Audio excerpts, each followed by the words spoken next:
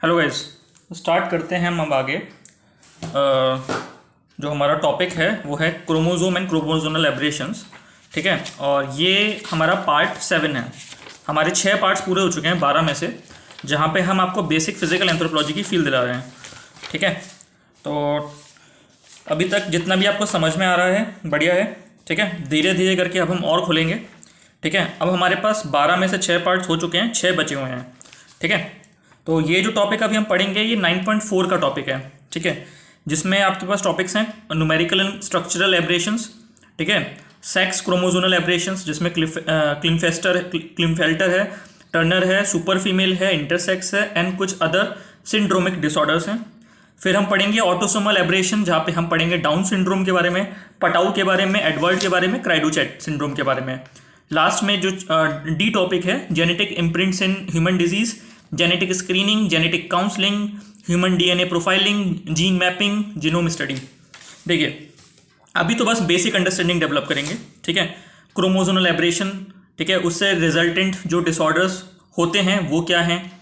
ठीक है, उसके बाद मैं आपको ओपन कर दूंगा जेनेटिक काउंसलिंग की साइड और जेनेटिक स्क्रीनिंग की नीड के साइड। ठीक है, तो अभी बेयर करिएगा, टेंशन मत लीजिएगा। कुछ टॉपिक्स आपको लगेंगे कि डायरेक्ट हिट हो रहे हैं और कुछ टॉपिक्स इनडायरेक्ट तरीके से हम हिट करेंगे। ठीक है, चलिए स्टार्ट करता हूँ। ये बेसिक है, ये मत याद करना कि ये एकदम से बायोलॉजी नहीं पढ़ा रहा हूँ मैं आपको, एकदम बेसिक पढ़ा रहा हूँ, इसलिए घबराने की कोई आवश्यकता नहीं है। ठीक है, यहाँ से हमारा जेनेटिक कंपोनेंट खुल जाता है। ठीक है, चलिए अब धीरे धीरे करके एडवांस नोट्स भी डालूंगा मैं, क्योंकि जेनेटिक्स की जो फील है वो एडवांस लेवल पे आपको दिलानी बहुत ज़रूरी है। ठीक है, तो अभी आप बस इतना करना कि जो नोट्स आपके पास 12 पार्ट्स हैं उसको क्रैम कर लीजिए, क्योंकि लिखना यही है। ठीक है, बाकी जो देंगे वो नॉलेज के लिए होगा पर उसका कुछ काम नहीं होगा, क्योंकि जो फिजिकल एंथ्रोपोलॉजी है इट इज़ नॉट बायोलॉजी। इस बात को याद रखना, हमने बायोलॉजिकल एंथ्रोपोलॉजी का इस्तेमाल करना है विदाउट यूजिंग बायोलॉजी। ठीक है, या फिर minimal use of biology. We are not there to show our knowledge of डॉक्टरी और बायोटेक्नोलॉजी। ठीक है, we have to show the social basis of biological anthropology. ठीक है, या फिर anthropological basis of biological anthropology. ठीक है, बायोलॉजिकल साइंसेस। चलिए स्टार्ट करते हैं। टॉपिक है हमारा पार्ट नंबर 7। पार्ट नंबर 7 में सबसे पहले आप मुझे ये बताइए कि एक ह्यूमन के अंदर कितने क्रोमोसोम्स होते हैं। बताइए, एक ह्यूमन के अंदर 46 क्रोमोसोम्स होते हैं। कितने होते हैं? 46 क्रोमोसोम्स। 46 क्रोमोसोम्स का मतलब है 23 पेयर्स है। ठीक है, 23 पेयर्स हैं एक जेनेटिक मटेरियल के अंदर। ठीक है, एक जेनेटिक मटेरियल के अंदर 46 क्रोमोसोम्स होते हैं, यानी 23 पेयर्स होते हैं। एक पेयर में 2 क्रोमोसोम होते हैं। ठीक है, 22 प्लस 1 पेयर। जो 1 पेयर होता है वो सेक्स लिंक्ड होता है और जो 22 पेयर्स होते हैं वो ऑटोसोमल होते हैं। ये मैं बताऊंगा क्या होता है ये।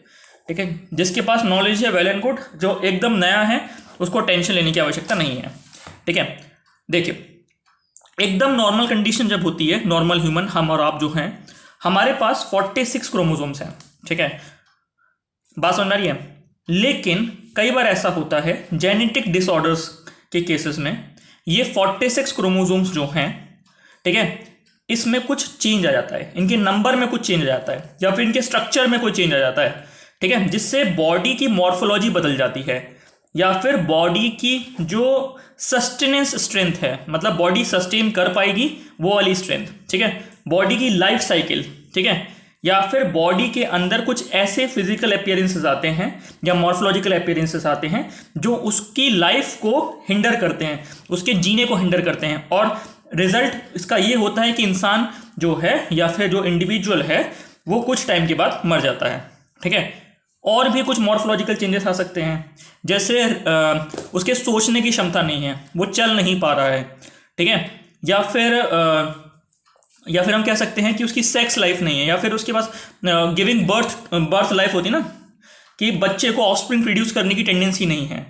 ठीक है, इस तरह की चीज़ें, या इनफर्टाइल हो सकता है। ठीक है, अब हम पढ़ेंगे धीरे धीरे करके। ठीक है, तो सबसे पहले तो जो नंबर है, न्यूमेरिकल है, जो न्यूमरल है, वो हम हमेशा याद रखना कि 46 क्रोमोसोम्स का होता है। ठीक है, अगर इन क्रोमोसोम्स की संख्या, ये क्रोमोसोम्स होते कहाँ पर है पहले मुझे ये बताइए।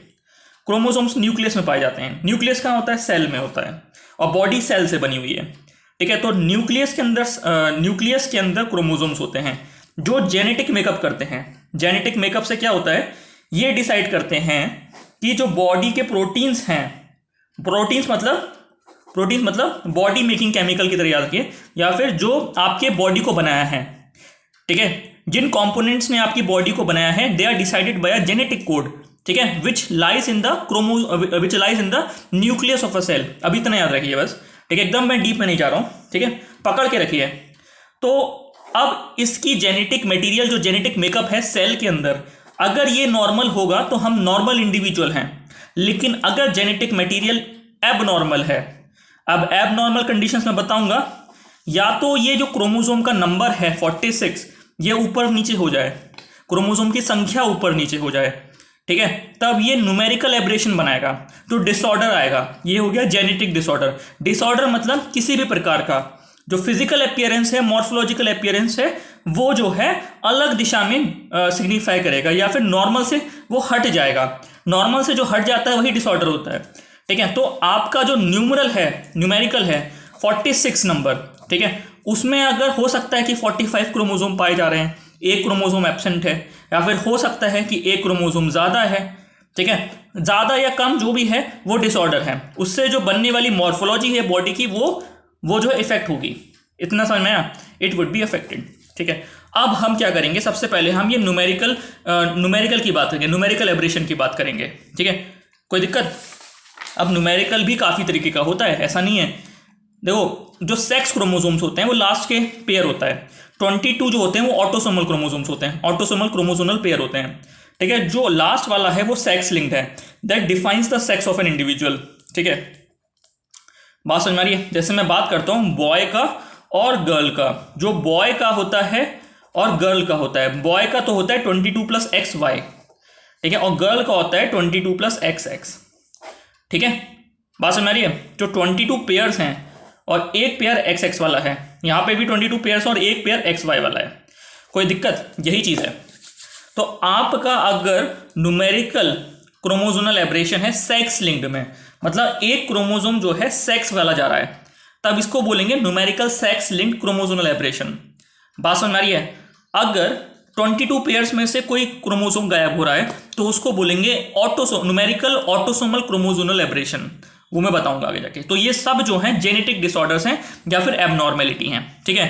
इतना क्लियर हुआ। अब हम एक एक करके बात करेंगे, ठीक है। Numerical sex linked chromosomal aberration में सबसे पहला हम पढ़ेंगे टर्नर सिंड्रोम, उसके बाद मैं बताऊंगा आपको क्लाइनफेल्टर सिंड्रोम, उसके बाद हम पढ़ेंगे सुपर फीमेल, ठीक है। ये 3 पढ़ाने के बाद फिर मैं आपको बताऊंगा न्यूमेरिकल ऑटोसोमल क्रोमोसोमल एब्रेशन, उसमें सबसे पहला हम पढ़ेंगे डाउन सिंड्रोम, ठीक है। डाउन सिंड्रोम पढ़ने के बाद हम पढ़ेंगे एडवर्ड सिंड्रोम, एडवर्ड के बाद पढ़ेंगे पटाउ सिंड्रोम, ठीक है। ये हमारे ऑटोसोमल हैं। सेक्स लिंक्ड वाले में जो लास्ट वाला पेयर है ना 22 + 1 पेयर, जो लास्ट वाला पेयर है उसके क्रोमोसोम्स जो है एब्सेंट होंगे या उसके क्रोमोसोम में वृद्धि होगी, तो ये होता है numerical sex linked chromosomal aberration. देखो हमेशा हमें नॉर्मल कंडीशन रखनी है। अगर नॉर्मल कंडीशन नहीं रख पाई बॉडी, मतलब अगर जो है जेनेटिक मेकअप जो है उसमें क्रोमोसोम की संख्या ऊपर नीचे हुई, तो ऊपर या नीचे कुछ भी हुआ, ठीक है, तो बॉडी की मॉर्फोलॉजी बदलेगी, मॉर्फोलॉजिकल चेंजेस आएंगे, बॉडी जो है डिसऑर्डर की तरफ से गुजरेगी, ठीक है। तो हमको ये बचाना है। अगर हम इसको पहचान लिए पहले से ही, ठीक है, और इस तरह की जो डिलीवरीज हैं, बच्चे जो इस तरह के पैदा हो रहे हैं उसको रोक लिए, ठीक है, या फिर हमने मीटिंग को जो है काउंसिल करना स्टार्ट कर दी, मतलब मीटिंग बताऊंगा किस तरीके से बता रहा हूँ, ठीक है। देखो सबसे पहले आपको अगर आपने इनको रोक लिया तो आप you are working for a eugenics मतलब एक हेल्दी जेनेटिक पूल की तरफ आप वर्क कर रहे हैं, ठीक है। बात समझ में आ रही है। अब देखो किसी पेरेंट्स का बच्चा, कोई भी पेरेंट्स नहीं चाहता कि उसका बच्चा एबनॉर्मल पैदा हो, कोई भी चाहता है। अगर इसकी प्रायर नॉलेज पेरेंट्स तक पहुंच जाए, ठीक है, और इस तरह की डिलीवरीज को रोका जा सके, then it is a service to mankind. और इसी डायरेक्शन में एंथ्रोपोलॉजी वर्क कर रहा है। तो एंथ्रोपोलॉजी का बायोलॉजिकल बेसिस आपको यहाँ दिख तो जरूर रहा है, पर इसका लार्जर गोल जो है सोशल पर्सपेक्टिव में आप समझने की कोशिश करिए, ठीक है। तो ये है सर्विस टू मैनकाइंड, ठीक है। चलिए मैं बताना चाह रहा हूँ, स्टार्टिंग करते हैं। आज आपको जो 6-7 डिसऑर्डर्स हैं इस वीडियो में मैं बताऊंगा, बिल्कुल बेसिक बताऊंगा। इतना याद रखिए, इतना लिखिए, नंबर मिलेगा, ठीक है, कोई दिक्कत नहीं। सबसे पहला है टर्नर सिंड्रोम, गलत नहीं करना है। टर्नर सिंड्रोम में याद रखना ये जो है 45 क्रोमोसोम वाला केस है। 45 क्रोमोसोम है और ये सेक्स लिंक्ड हैं, तो कौन सा क्रोमोसोम गायब होगा? सेक्स वाला। ठीक है, बात समझ रही है? तो टर्नर सिंड्रोम जो है ये है 45 क्रोमोसोम वाला केस। और याद रखना ये लड़की का केस है, it is a girls case. Turner syndrome लड़की का केस है, कोई दिक्कत? क्लिफेस्टर सिंड्रोम जो है ये एक लड़के का केस है। ठीक है, लड़के का केस है। और लास्ट है सुपर फीमेल, ये एक लड़की का केस है। ठीक है, अब अपने दिमाग में चीजें रखिए, अगर टर्नर सिंड्रोम आया तो आपके दिमाग में एक लड़की आएगी जिसके बॉडी में 45 क्रोमोसोम्स हैं, जिसकी बॉडी के सेल में 45 क्रोमोसोम्स हैं। ठीक है, और क्लिफेस्टर सिंड्रोम जो है वो एक लड़के का केस है जहां पे उसके पास एक एक्स्ट्रा क्रोमोसोम एंटर कर गया है बॉडी में, तो इसके पास 47 क्रोमोसोम्स हैं। और सुपर फीमेल के पास भी 47 क्रोमोसोम्स हैं, या तो फीमेल है ही तो ये लड़की है। तो क्लिफेस्टर लड़का है, सुपर फीमेल लड़की है, और टर्नर सिंड्रोम भी लड़की है। इतना कोई दिक्कत? सबसे पहली चीज, जैसे टर्नर सिंड्रोम आया तो दिमाग में आना चाहिए कि एक लड़की है। ठीक है, और जो है लड़की है, और जो क्रोमोसोम की संख्या है वो 45 है। टर्नर मतलब कम है, डाउन मतलब जैसे 46 है, 46 है। ठीक है, 46 से मार गया। टर्नर मतलब ऊपर, टर ऊपर।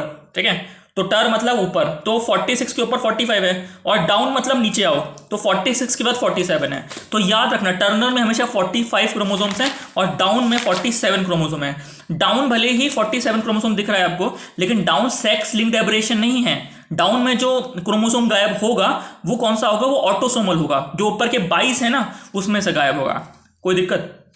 बस मोटी मोटी बात याद रखिए, ये नहीं कि पीएचडी करने बैठ गए, क्योंकि पीएचडी करने का नंबर नहीं मिलेगा, ये बायोलॉजी है। ठीक है, हमको इसमें से वो चीज़ें निकालनी है जो हम एंथ्रोपोलॉजी में यूज़ कर सकते हैं। कोई दिक्कत यहाँ तक? चलिए अब आगे बढ़ते हैं। सबसे पहले मैं उठा रहा हूँ टर्नर सिंड्रोम। तो तीन ही हमारे पास सेक्स लिंक्ड एबरेशन है, Turner syndrome, Klinefelter syndrome, super female. Turner लड़की है, क्लाइफेस्टर लड़का है, और सुपर फीमेल लड़की है। बस अभी इतना याद रखिए।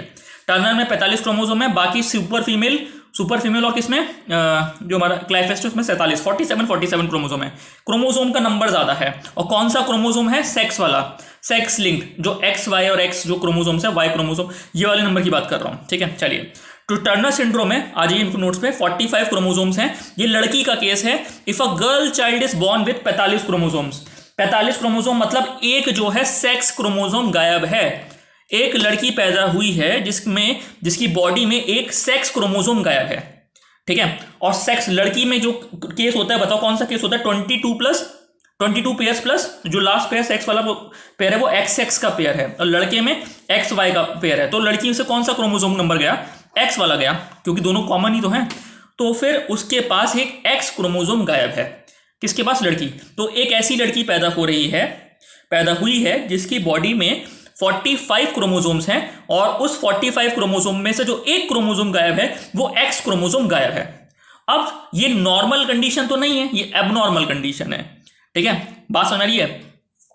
ये होता है स्पिंडल फाइबर्स के वीक होने की वजह से। ठीक है, मैं बताऊंगा आगे। देखिए स्पिंडल फाइबर क्या होता है। जब जो लेडीज होती हैं उनकी एज जब बढ़ती है, और जब उनकी एज बढ़ती है तो उनकी बॉडी में स्पिंडल फाइबर्स की स्ट्रेंथ जो है वो डाउन होती चली जाती है। स्पिंडल फाइबर्स का केस है, बायोलॉजी में समझाऊंगा, अभी इसलिए नहीं बता रहा हूँ कि एकदम बायोलॉजी में घुस जाऊंगा। आपको मैं इतनी डीप चीजें बताऊंगा एंथ्रोपोलॉजी में, इसके बाद बताऊंगा, क्योंकि उसका कोई लेना देना नहीं है, इनके रीजंस हैं वो पीछे। ठीक है, पूरे 2 मोटे रजिस्टर भरे हुए हैं। ठीक है, उसमें से बस इनको इंपॉर्टेंट बात बताऊंगा, वो बायोलॉजी है।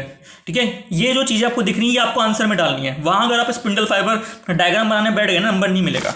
ठीक है, क्योंकि वहां पे आएगा टर्नर सिंड्रोम, डाउन सिंड्रोम, या तो 10-10 नंबर के आएंगे, या फिर ये तीनों आ जाएंगे इकट्ठे करके एक 15 नंबर का। तो मोटी मोटी बातें करनी है, एंथ्रोपोलॉजिकल बेसिस कह रहा हूँ, इसीलिए मैं कह रहा हूँ कि एकदम डीप मत जाइएगा। ठीक है, चलिए स्टार्ट करते हैं। कहाँ पे थे हम लोग?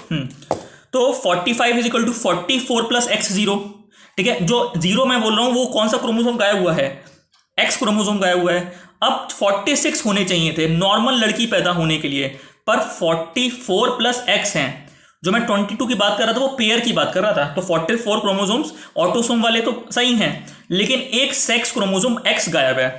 अब ये एक एबनॉर्मल कंडीशन है। एबनॉर्मल कंडीशन का मतलब है कि अब बॉडी की मॉर्फोलॉजी में कुछ चेंजेस आएंगे, because it is not a normal condition. ठीक है, तो अब उन मॉर्फोलॉजिकल चेंजेस के बारे में पता करेंगे कि क्या वो लड़की सर्वाइव कर पाएगी या नहीं कर पाएगी, वो किस तरह की लड़की पैदा होगी।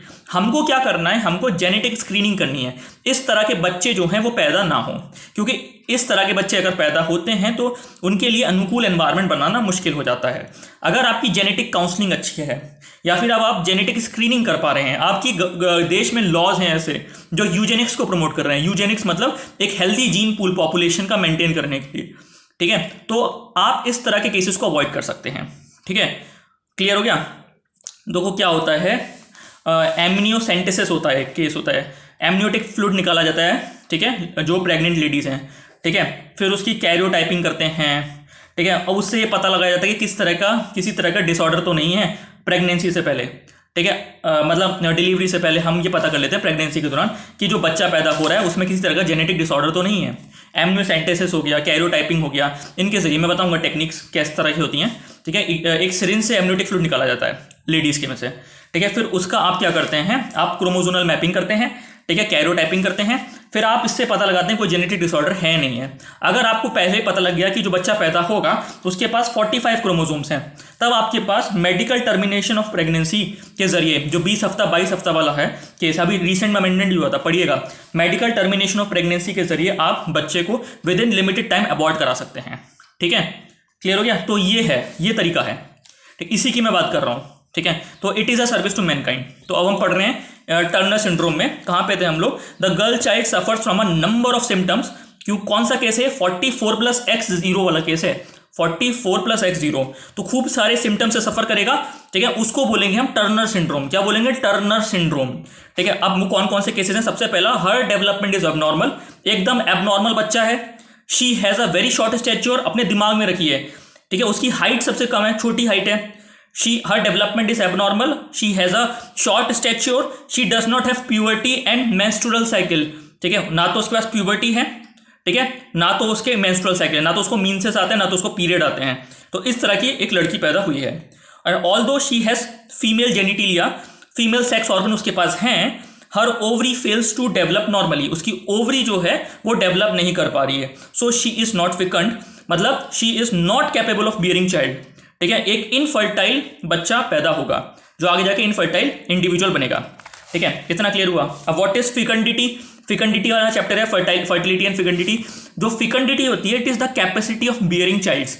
ठीक है, क्या आपके पास कैपेसिटी या बच्चे पैदा कर सकते हैं, ठीक है, ये होती है फिकंडिटी। ठीक है, क्लियर हो गया। और फर्टिलिटी मतलब होता है कि अपनी लाइफ टाइम में आपने कितने बच्चे पैदा कर दिए। ठीक है, इट अकर्स, अब ये जो केस है टर्नर सिंड्रोम, इसकी फ्रीक्वेंसी देखी गई कंट्री में, ठीक है, जो रजिस्टर्ड केसेस होते हैं उसमें ये पाया गया कि 3500 लाइफ बर्थ में, जो महिलाओं की होती है, लेडीज़ की होती है, फीमेल्स की, ठीक है, फीमेल लड़कियों की 35 लाइफ बर्थ में से 3500 में से एक केस होता है।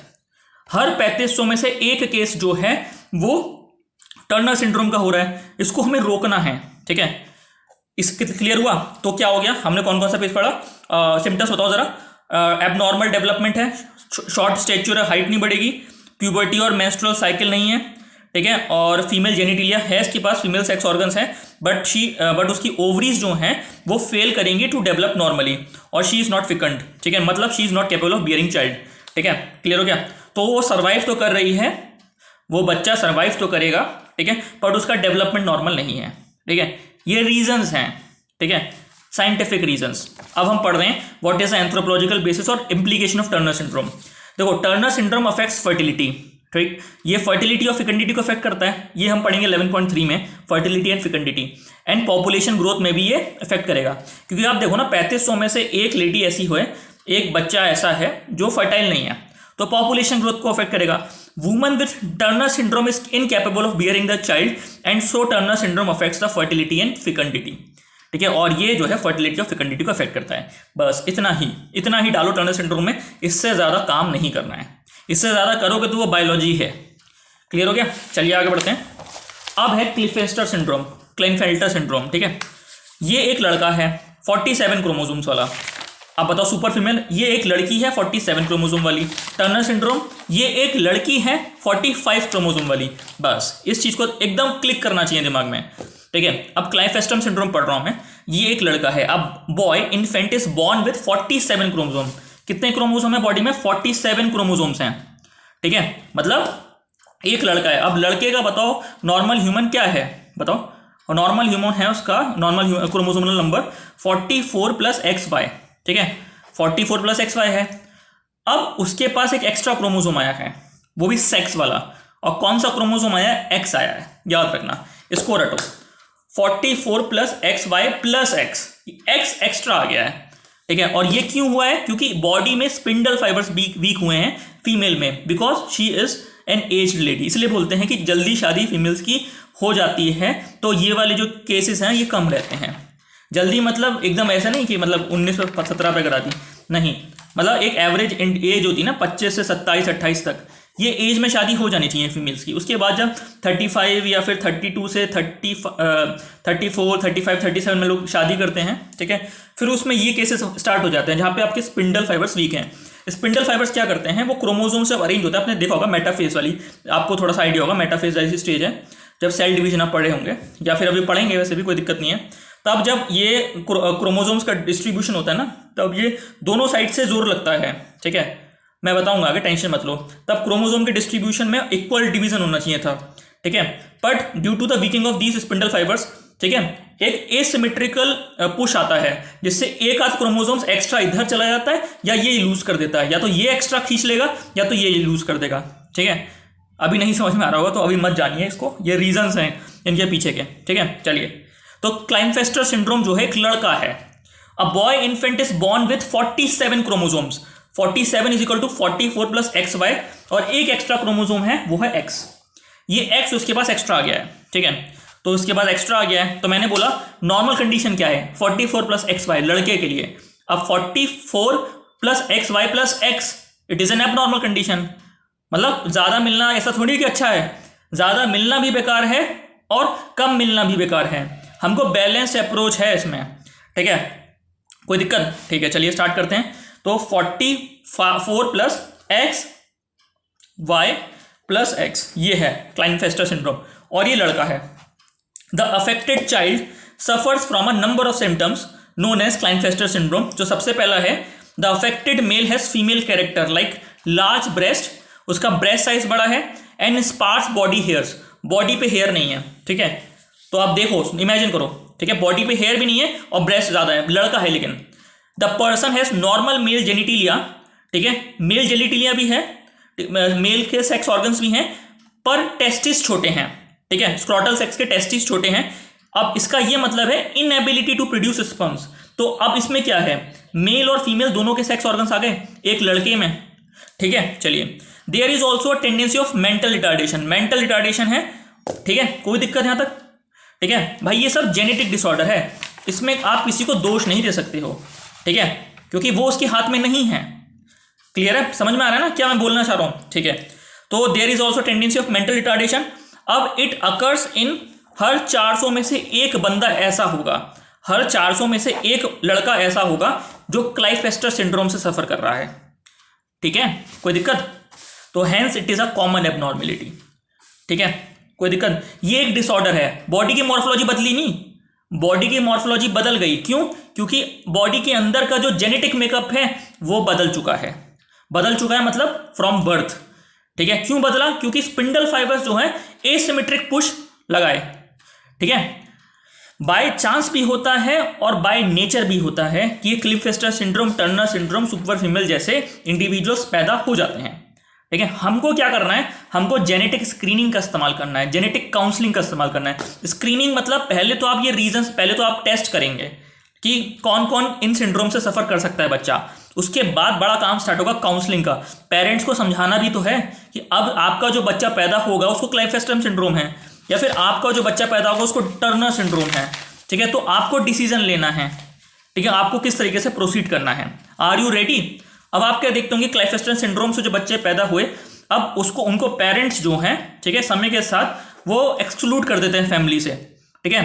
It is a question of shame for them, ठीक है। तो हमको जो स्टडी करना है ना एंथ्रोपोलॉजी में, वो क्वेश्चन ऑफ शेम से स्टार्ट करना है। ये नहीं कि हम बायोलॉजी में लगे पड़े, ठीक है, वो काम हमारा नहीं है। हमारा एंथ्रोपोलॉजिकल बेसिस ढूंढना है हर बायोलॉजिकल फिनोमिना में जो एंथ्रोपोलॉजी हमारी डील कर रही है, ठीक है, कोई दिक्कत? चलिए, अब सोशल इंप्लीकेशन क्या है? इट प्रोवाइड एविडेंस, ठीक है, सबसे पहली बात है कि जो लड़का है 44 प्लस XY, ठीक है। अब यहाँ पे क्रोमोसोम कौन से एंटर हुआ है, X एंटर हुआ है, ठीक है। तो X जो है कैसा है, ये फीमेल वाला सेक्स ऑर्गन माना, एक्स ऑर्गन नहीं, फीमेल का बोला जाता है कि X क्रोमोसोम है, ठीक है। और Y बोला जाता है कि ये मेल कैरेक्टरिस्टिक को डिफाइन करता है, ठीक है। फीमेल मतलब X क्रोमोसोम का फीमेल वाला मत बोलिए, पर Y को आप ये बोल सकते हो कि Y जो है हमेशा मेल कैरेक्टरिस्टिक को डिफाइन करेगा, ठीक है। तो Y की जो टेंडेंसी है दैट ये मैस्कुलाइन फीचर्स लेके आता है बॉडी में, Y क्रोमोसोम्स, तो उस पर हमें थोड़ा सोचना होगा, ठीक है। तो सोशल इंप्लीकेशन या एंथ्रोपोलॉजिकल बेसिस क्या है, it provide evidence of male determining tendency of Y chromosome. समझ में आया, Y क्रोमोसोम था ना उसके अंदर 44 प्लस XXY, ठीक है। अब जो XXY है, ठीक है, अब इस तरह का इंडिविजुअल है जो है तो लड़का, ठीक है, पर उसके पास फीमेल फीचर्स भी हैं, ठीक है। तो ये एंथ्रोपोलॉजिकल बेसिस है, कोई दिक्कत। चलिए अब आगे बढ़ते हैं। क्वेश्चन है, क्या लिखा है, डिस्पाइट नॉर्मल XX फीमेल या 44 प्लस XX फीमेल कंडीशंस हैं, it is because Y chromosome की वजह से। देखो मैं क्या बोल रहा हूं, मैंने ये बोला है कि उसके पास 44 प्लस XY प्लस X है, और 44 प्लस XY की वजह से वो मेल है, ठीक है। और एक्स्ट्रा X की वजह से यानी 44 प्लस XXY, दो चीजें हो सकती है ना। आप खुद सोचो यार, मुझे लग रहा है कंफ्यूज हो गए हो। क्या है इसमें total phenomena, 44 plus XY plus X, एक तो इस तरीके से आप लिख सकते हैं, और एक लिख सकते हैं 44 प्लस XX प्लस Y, इस तरह से भी लिख सकते हैं, ठीक है। अब सबसे ऊपर वाले में तो लड़का आपको दिख रहा है, ठीक है, लड़का ही है वो 44 प्लस XY, और X एक्स्ट्रा आ गया है। दूसरे केस में देखो 44 प्लस XX जिसमें Y आया है, ठीक है। तो आपके पास जो मिला जुला मिश्रण है वो क्या मिल रहा है तो वो लड़का, पर उसके पास एक फेमिनाइन फीचर्स भी आ चुके हैं बॉडी में। तो यही एंथ्रोपोलॉजिकल बेसिस है जो ये बताएगा कि जो Y क्रोमोसोम है उसकी टेंडेंसी होती है मेल कैरेक्टरिस्टिक्स को डिफाइन करने की। मेल कैरेक्टरिस्टिक को डिफाइन करने की जो टेंडेंसी है वो Y क्रोमोसोम की होती है। इतना कोई क्लियर हुआ, बताइए। चलिए, it is because of Y chromosome that the child is male, so it is Y chromosome from the husband, ठीक है, विच is responsible for the birth of the male child. अब गांव में आप जाइए, अगर कोई लड़की पैदा होती है किसी कपल की, ठीक है, कुछ गांव की बात कर रहा हूं मैं, या फिर कुछ ऐसे परिवार की, तो बोला जाता है कि ये जो लड़की पैदा हुई है लड़की की वजह से हुई है, क्योंकि लड़की नहीं चाह रही है कि लड़का पैदा हो। इस तरीके से ताने मारे जाते हैं, ठीक है। पर एक्चुअल रीजन ये बोलता है जेनेटिक्स का कि it is not female, rather it is male who is responsible for the birth of a male child, क्योंकि जो Y क्रोमोसोम है वो मेल से आ रहा है, और एक्चुअली में ना तो मेल के हाथ में ना तो फीमेल के हाथ में कि बच्चा जो है मेल होगा या फीमेल होगा, ठीक है। क्लियर हुआ, चलो। It is because of Y chromosome that the child is male, so it is Y chromosome from the husband which is responsible for the birth of the male child. ये बता रहा हूं ना, male determining tendency of Y chromosome के अंदर बता रहा हूं मैं, ठीक है। So the idea of Klinefelter syndrome can be used to diffuse the wrong notion prevailing in rural access areas that wife is responsible for the sex of the child. कोई दिक्कत? तो आपको ये सब बकवास है। क्लाइफेस्टर सिंड्रोम का एंथ्रोपोलॉजिकल बेसिस है तो ये छोटा सा मार देना कि मेल डिटरमाइनिंग टेंडेंसी है Y क्रोमोसोम की। मोटा मोटा आपका क्वेश्चन यही आएगा कि क्लाइफेस्टर सिंड्रोम और टर्नर सिंड्रोम को समझाइए, ठीक है, या ये इससे कैसे अलग है, ठीक है। तो आपको पता होना चाहिए कि लड़का है और ये लड़की है, और इसमें किस तरह के मॉर्फोलॉजिकल फीचर्स हैं, ठीक है, जो डिसऑर्डर्स हैं जेनेटिक मेकअप्स की वजह से, जेनेटिक मेकअप जो चेंज हुआ है, ठीक है। अब हम लास्ट में पढ़ रहे हैं, तीसरा है सुपर फीमेल। सुपर फीमेल में क्या होता है कि ये एक लड़की है 44 प्लस XX, एक एक्स्ट्रा क्रोमोसोम आया है X के नाम से, तो 44 प्लस XXX हो गया है। कोई दिक्कत? चलिए, तो ये वुमन विथ 47 क्रोमोसोम्स हैं, तो एक एक्स्ट्रा क्रोमोसोम आ गया है X का, तो यार एक सुपर गर्ल की तरह होनी चाहिए, कोई एक्स्ट्रा पावर्स मिल जानी चाहिए, बट ऐसा नहीं है। इट इज़ नॉट नॉर्मल, इसीलिए अब नॉर्मल है, समझ में? It is not normal. Normal क्या है? 44 plus XX, so it is abnormal because it is 44 plus XXX।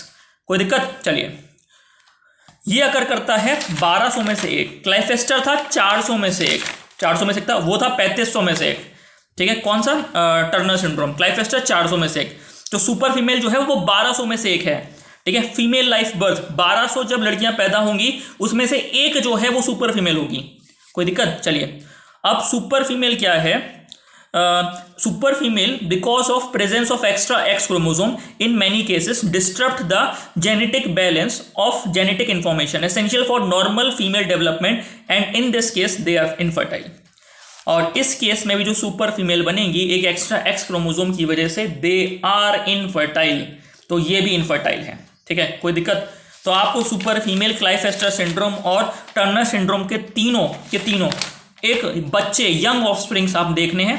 ठीक है, यंग ऑफस्प्रिंग मतलब एकदम ही बच्चे, एकदम नहीं, मतलब 10 बिलो 10 ईयर्स ऑफ चाइल्ड।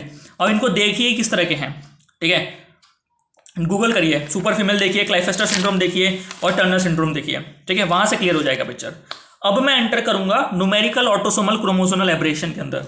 ठीक है, अभी तक हम क्या पढ़ रहे थे? हम लोग पढ़ रहे थे sex link chromosomal aberration 44 plus XY या 44 प्लस XX। ये 44 क्या था? ये 44 ही ऑटोसोमल क्रोमोसोम्स हैं। ठीक है, और पीछे वाले जो XY और XX ये क्या हैं? ये सारे सेक्स लिंक्ड क्रोमोसोम थे। अभी जो न्यूमेरिकल एब्रेशन हो रहा था वो पीछे वाले में होता, जो 23rd क्रोमोसोम पेयर है ना, X वाला, XY या फिर XX, अब इनके नंबर ऊपर नीचे हो रहे थे। अब क्या है, अब जो हम पढ़ेंगे ये नंबर तो बिल्कुल सही है, XX XY सही है, तो बच्चे का सेक्स जो है वो क्वेश्चनेबल नहीं होगा। अब बच्चे का सेक्स क्वेश्चनेबल नहीं होगा। ये अब जो चेंजेस हम पढ़ेंगे वो 44 जो क्रोमोसोम्स हैं, ऑटोसोमल क्रोमोसोम्स, उसमें आएगा। ठीक है, बात समझ में आ रही है?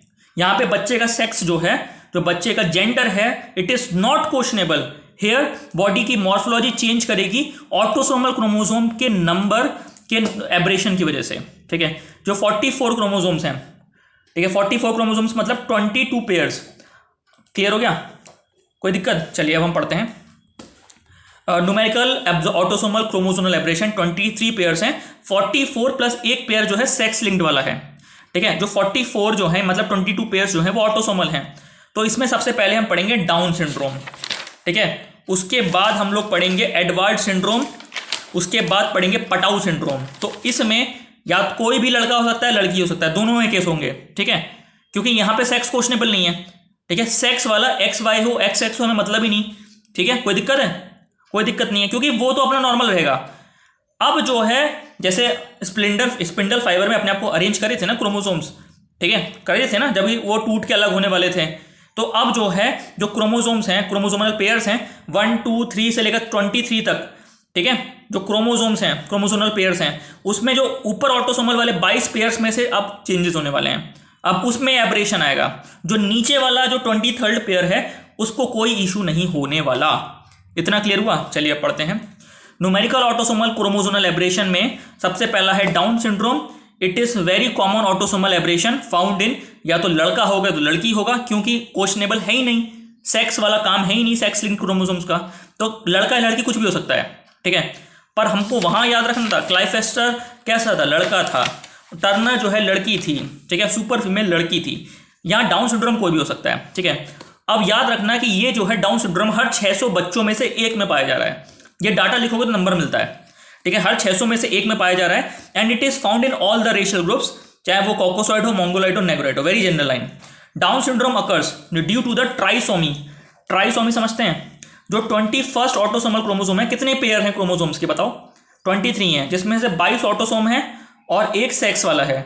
ठीक है, जो 21st क्रोमोसोमल है, 21st क्रोमोसोमल पेयर, वहां पे कितने, एक पेयर में कितने क्रोमोसोम होते हैं? 2 होते हैं ना, तो वो एक एक्स्ट्रा आ जाता है। क्यों? क्योंकि स्पिंडल फाइबर्स हमारे वीक हैं या फिर एसिमेट्रिक पुशिंग लगी है किस पे? क्रोमोसोम्स पे। कोई दिक्कत? ये क्या है मैं बताऊंगा, टेंशन नहीं लेने का। बस आप जो है जो जिस तरफ मैं बता रहा हूं उस तरफ समझिए। डाउन सिंड्रोम जो है चाहे तो लड़का में होगा तो लड़की में होगा, और इस very common autosomal aberration, autosomal chromosomal autosomal aberration है, हर 600 में से एक में पाया जाता है कि हर रेशियल ग्रुप में पाया जाता है। और 21st क्रोमोसोमल पेयर है, उसमें एक एक्स्ट्रा आके क्रोमोसोम ऐड हो जाना है। तो 21st पेयर में कितने क्रोमोसोम होंगे? वो ट्राई पेयर हो जाएगा, 3 आ जाएंगे। तो 21st क्रोमोसोम में 3 हैं। ठीक है, तो टोटल मिला के कितने क्रोमोसोम्स हो गए बताइए? 47 हो गए। तो डाउन सिंड्रोम में बताया था टर्नर में 45 है, तो डाउन में 47 है। तो ऐसे याद रखो, डाउन में 47। अब ये जो 47 हुआ है ये सेक्स लिंक्ड एब्रेशन से नहीं हुआ है, ये 21st क्रोमोसोमल पेयर जो है उसमें एक एक्स्ट्रा क्रोमोसोम आके जुड़ गया है या बैठ गया है बगल में। याद हुआ? चलिए, तो अब नीचे डायग्राम देखिए, कैरियोटाइप एनालिसिस है, ये तो बना के आना, ठीक है, क्योंकि पेज भरता है इससे।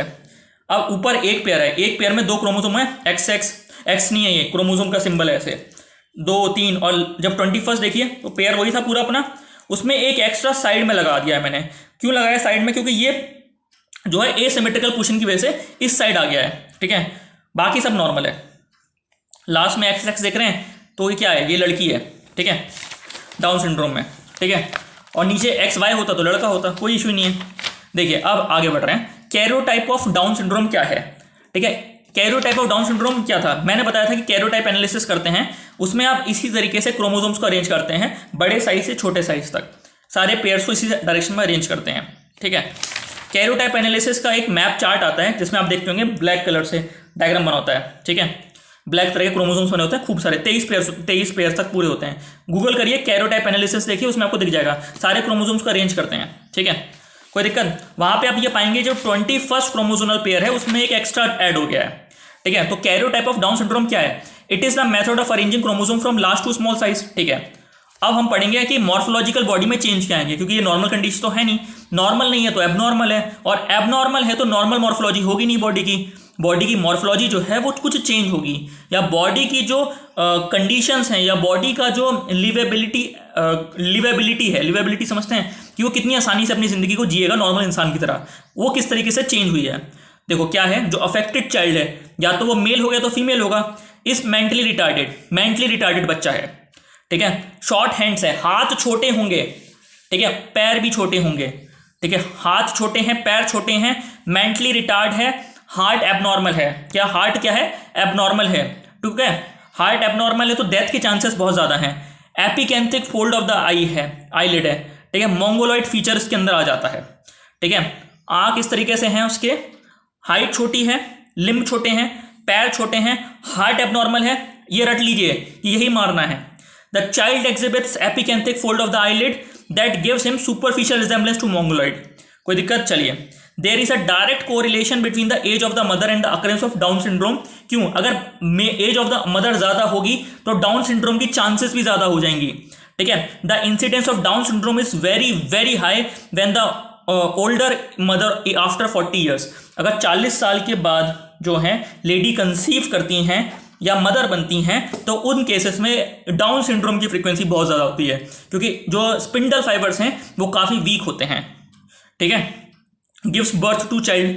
Further, mother with an affected offspring are more likely to have subsequent birth with Down syndrome, ठीक है। Further, mother with affected offspring are more likely to have subsequent birth with Down syndrome. मतलब ऐसा होगा कि आपको पता लग गया कि डाउन सिंड्रोम है इसको, ठीक है, जेनेटिक काउंसलिंग से बच्चे को अगर आपने टर्मिनेट भी करा दिया, प्रेगनेंसी टर्मिनेट भी करा दी, फिर अगर दोबारा आप कंसीव करते हैं तो आपके पास हाई प्रोबेबिलिटी है कि दोबारा भी डाउन सिंड्रोम हो सकता है। तो डाउन सिंड्रोम की प्रोबेबिलिटी बनी रहती है, ठीक है। अगर मदर की एज 40 से ज़्यादा है तो क्या क्या कंडीशंस हैं?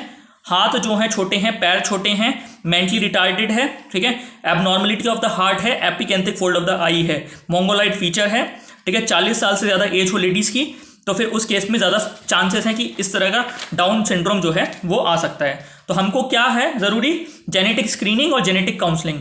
जेनेटिक स्क्रीनिंग कैसे करेंगे? Karyotype analysis. ये जो कैरियोटाइपिंग करी थी ना, सारे क्रोमोसोम्स को अरेंज करते हैं बॉडी में एम्नियोटिक फ्लूइड निकाल के। जो लेडी हैं, जो प्रेग्नेंट लेडी हैं, उनकी बॉडी से एम्नियोटिक फ्लूइड निकाला जाता है। एम्नियोटिक फ्लूइड कहाँ है? जहाँ पे जो बच्चा है वो रेस्ट करता है मदर के वूब में, ठीक है। जो फ्लूइड होता है उस फ्लूइड से आप इन क्रोमोसोम को अरेंज करते हैं, उन क्रोमोसोमल नंबर्स को अरेंज करते हैं, कैरियोटाइपिंग करते हैं। वहाँ से आप ये आइडिया लगाते हैं, वहाँ से आप ये पता करते हैं कि बच्चा जो पैदा होगा उसको किसी प्रकार का जेनेटिक डिसऑर्डर तो नहीं है, जेनेटिक, ठीक है, या फिर ऑटोसोमल। कोई दिक्कत? यहाँ तो कोई दिक्कत? चलिए ठीक है, चलिए आगे बढ़ते हैं। अगर जेनेटिक डिसऑर्डर है तो आपको कैसे पता लगेगा? जो लास्ट वाला पेयर है ना एक्स वाई, वहाँ पे आपको कुछ दिक्कत, एब्रेशन दिखेगा। ऑटोसोमल है तो ऊपर के 22 में आपको कोई दिक्कत दिखेगी, ठीक है। चलिए, जेनेटिक काउंसलिंग होता क्या है, ठीक है, ये क्वेश्चन बनता है।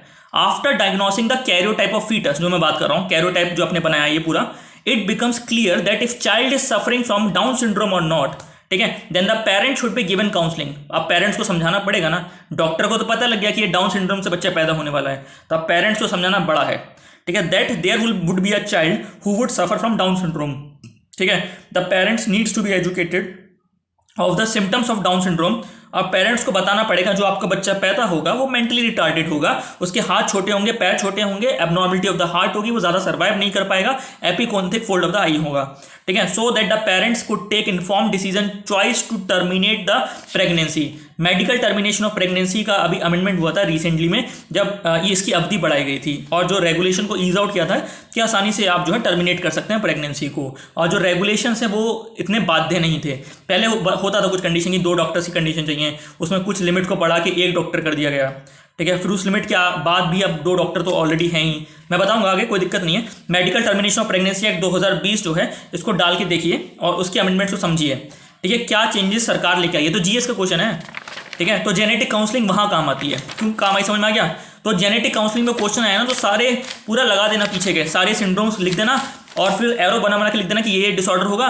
तो अच्छा है कि अगर हम कैरोटाइपिक एनालिसिस करें और फिर पेरेंट्स को इन्फॉर्म करें कि अगर इस तरह का डिसऑर्डर है तो आप इन्फॉर्म चॉइस लिए मेडिकल टर्मिनेशन ऑफ प्रेगनेंसी के जरिए, ठीक है। अब इस रीज़न क्या है कि बच्चा जो है, देखो ऐसा नहीं है कि हम लोग एथिक्स में बच्चे को लाइफ को किल कर रहे हैं, ये एथिक्स का क्वेश्चन नहीं है, ये उस बच्चे की आगे की लाइफ के सर्वाइवल का क्वेश्चन है।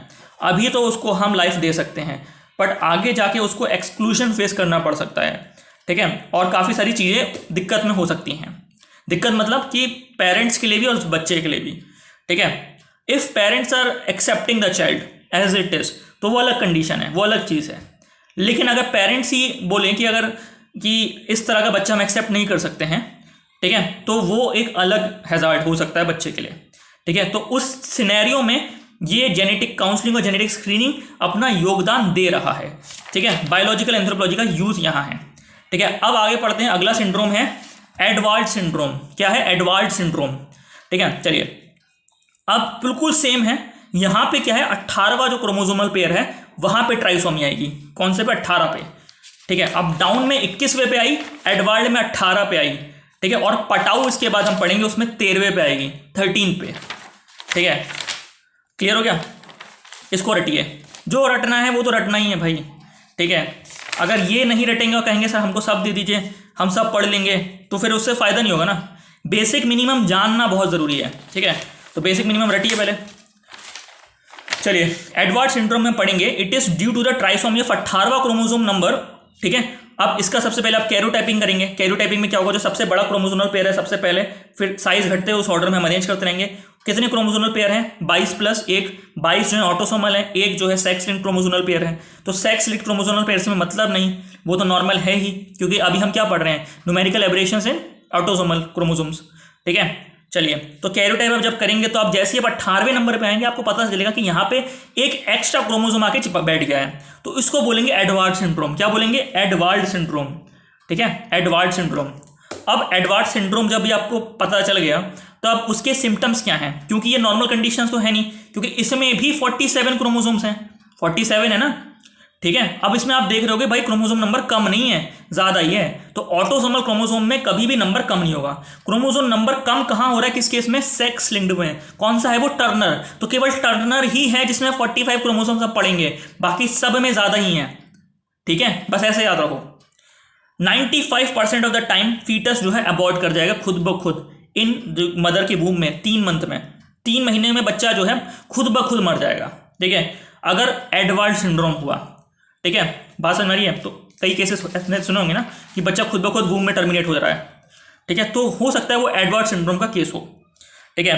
और अगर वो बच्चा जो है आप बहुत अच्छे से आपने नर्चर किया चाइल्ड को, मतलब मदर की केयर करी, तो अगर वो बच्चा पैदा हो भी गया तो then it would hardly survive for few months, for few hours या फ्यू डेज, कुछ ही टाइम के लिए वो सर्वाइव करेगा, ठीक है। तो अब इस तरह के बच्चे को पैदा करने का कोई फ़ायदा तो है नहीं, रियलिटी की बात कर रहा हूँ, बुरा मत मानिएगा, ठीक है। तो इसको टर्मिनेट करना बेटर है।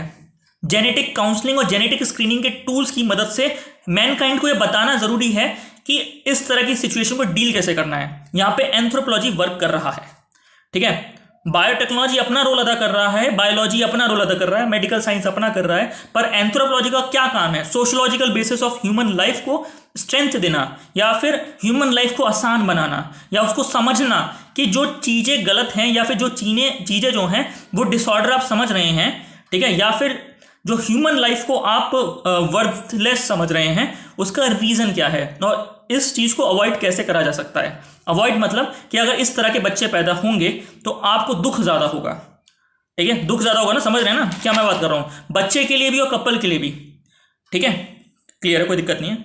तो एबनॉर्मेलिटी ऑफ द हार्ट इसमें होगी। हार्ट की एबनॉर्मेलिटी का मतलब बस इतना ही होता है कि बच्चे की लाइफ साइकिल बहुत छोटी है, जो हम बोलते हैं ना हार्ट में छेद है, या फिर हम बोलते हैं कि हार्ट एबनॉर्मल है हार्ट, ठीक है, तो ये केस है, ठीक, कोई दिक्कत। Abnormality of the heart is a major reason of the death of the child, ठीक है। 95% ऑफ द टाइम फीटस जो है अबॉर्ट कर जाए खुद ब खुद, अगर बच्चा पैदा होगा तो हार्डली सर्वाइव करेगा। ये 2 पॉइंट्स हो गए। Most of the time 95% time foetus is aborted and 5% foetus with trisomy survives but they would survive only for few months. मैं फ्यू टाइम बोला था, फ्यू टाइम मतलब मंथ्स तक भी पहुंच सकता है बच्चा, ठीक है, मैं डेज और आवर्स की बात कर रहा था, मंथ्स तक भी पहुंच सकता है, लेकिन वो सर्वाइव नहीं करेगा, ठीक है। आप देखिए केस एडवर्ड सिंड्रोम के बच्चों को देखिए, आप समझ जाएंगे क्या क्या वो फेस करेगा, जितना भी वो सर्वाइव कर रहा है क्या क्या वो फेस करेगा। मेंटल रिटार्डनेस, ठीक है, कंजेनिटल हार्ट डिफेक्ट तो है, प्रोमिनेंट ऑक्सीपुट, ये पीछे का हिस्सा ऑक्सीपुट कहलाता है, ये बाहर की तरफ निकला होगा, ठीक है, और रिसीडिंग जॉ, बच्चा का ये जॉ है ये पीछे की साइड होगा, ठीक है, रिसीडिंग जॉ पीछे की साइड होगा, इस तरह का चिन्ह जो है ज्यादा दिखेगी नहीं, ठीक है, पीछे की साइड होगा ये, ठीक है, क्लियर हुआ। Here also we can do genetic counselling कर सकते हैं। कैरियोटाइप ऑफ फीटस, कैरियोटाइपिंग करिए तो आप ट्राइसोमी आइडेंटिफाई करेंगे तो जेनेटिक काउंसलिंग हो जाएगी वहां पे, यहाँ तो कोई दिक्कत। चलिए अब इसके बाद हम आगे बढ़ते हैं पटाऊ सिंड्रोम में। पटाऊ सिंड्रोम का देखते हैं हम। It is due to the trisomy of 13th chromosome number, वही काम है 13वां क्रोमोसोम के साथ एक क्रोमोसोम और बैठेगा आके, ठीक है, आपको नंबर पता होना चाहिए, ठीक है, कोई दिक्कत। तो अब ये भी 47 क्रोमोसोम का केस है, तो मतलब नॉर्मल नहीं है, एबनॉर्मल है, ठीक है, एबनॉर्मल है तो जो मॉर्फोलॉजी है वो नॉर्मल नहीं होगी, तो क्या क्या चेंजेस बॉडी में होंगे, ठीक है। अब देखते हैं life span of the child, इसकी भी कुछ महीने ही है, तो पटाऊ सिंड्रोम का बच्चा भी कुछ ही महीने सर्वाइव करेगा, ठीक है। अब भाई एडवर्ड सिंड्रोम में तो बच्चा majority of the time was aborted, मतलब अपने आप ही जो है उसका फीटस में ही डेथ हो जा रही थी उसकी, ठीक है। यहाँ पे बच्चा जो है पैदा हो गया है पर कुछ ही मंथ सर्वाइव करेगा, ठीक है, और इसके पास भी हार्ट का डिफेक्ट होगा। तो वो हार्ट का डिफेक्ट पता है क्यों होगा, अगर बच्चे की लाइफ छोटी है तो हार्ट का डिफेक्ट ऑलरेडी होगा, ठीक है, कोई दिक्कत है, और कुछ ही टाइम ये सर्वाइव कर रहा है तो यहाँ तो कोई दिक्कत नहीं है। तो इन सब केसेस में हमको क्या करना है, जेनेटिक स्क्रीनिंग, जेनेटिक काउंसलिंग करनी होगी, ठीक है, कोई दिक्कत। चलिए ये हमने पढ़े दो, एक हमने पढ़ा न्यूमेरिकल एब्रेशन किसमें, सेक्स लिंक्ड में, एक हमने पढ़ा ऑटोसोम में। अब हम आ रहे हैं स्ट्रक्चरल ऑटोसोमल क्रोमोसोमल एब्रेशन, ठीक है। क्रोमोसोम का साइन पता है ना, क्रोमोसोम का कुछ एक स्ट्रक्चर होता है छोटा सा, इस तरह से बना होता है क्रोमोसोम, ठीक है, बने हुए हैं, ठीक है।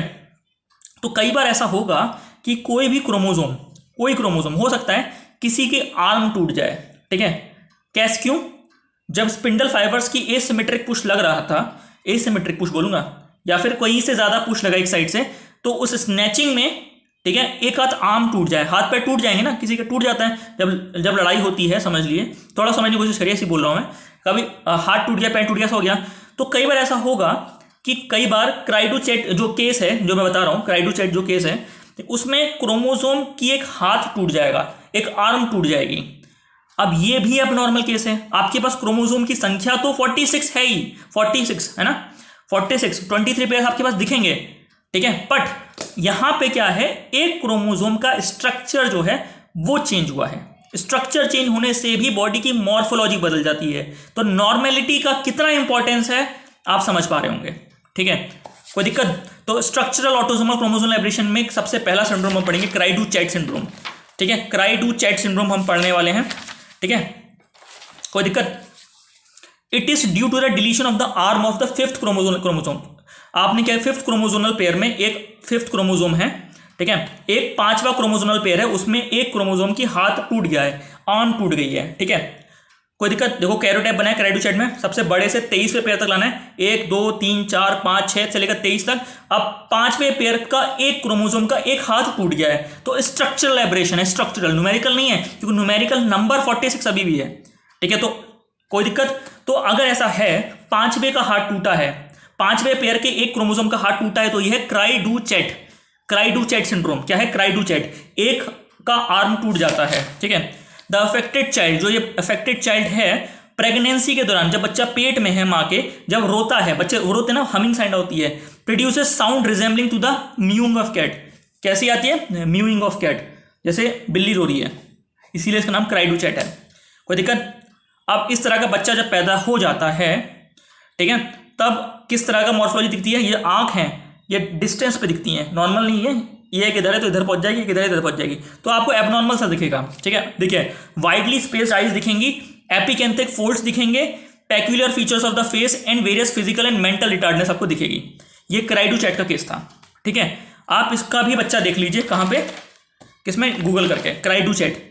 वाइडली स्पेस्ड आइज पे ध्यान रखिए, बिल्ली की तरह आवाज है जब माँ के पेट में है, mowing वॉलियॉइड, peculiar features of face हैं और मेंटल रिटार्डनेस है। कोई दिक्कत? यहाँ तो कोई दिक्कत। इसके बाद स्ट्रक्चरल क्रोमोसोमल एब्रेशन में हम लोग और पढ़ेंगे, ठीक है, वो हम नेक्स्ट वीडियो में पढ़ेंगे। अभी आप ये सातों को कर लीजिए अच्छे से, ठीक है, कोई दिक्कत? चलिए।